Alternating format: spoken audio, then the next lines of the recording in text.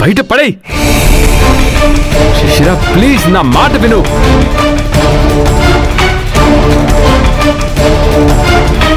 రాజ్, ఏం మాట్లాడుతున్నావు నువ్వు? శిశిర, నా మాట విను ప్లీజ్. ముందు ఆ విగ్రహాన్ని బయటపడి.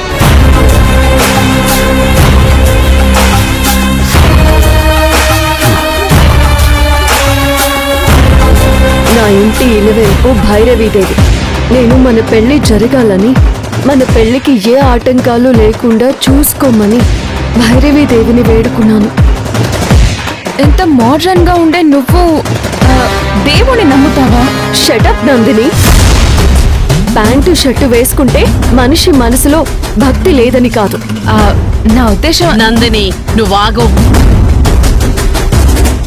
ఆది వద్దు అని చెప్తున్నాడు కదమ్మా, ఆది మాట నువ్వు విను. నేను కూడా కావాలని చెప్తున్నాను కదా అత్తమ్మా, మీరు కూడా నా మాట వినండి.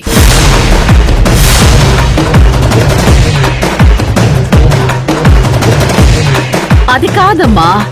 ఏ విషయంలోనైనా నేను మీ మాట వింటాను, కానీ ఈ దేవి విషయంలో నేను ఎవ్వరి మాట వినను.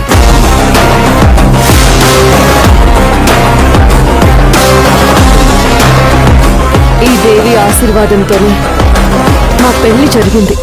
ఆ కృతజ్ఞత నాకుంది. ఈ దేవికి మొక్కు తీర్చుకోవాల్సిన బాధ్యత నా మీదుంది. శిశిర, నీకెంత భక్తుందని నువ్వు కూడా శివగామిలాగే ఆ భైరవి దేవిని ఆరాధిస్తావన్న సంగతే నాకు తెలీదు. తెలిస్తే ఏమయ్యేది? నన్ను పెళ్లి చేసుకునేవాడివి కాదా రాజ్? దేవి నా జీవితంలో చాలా చేసింది.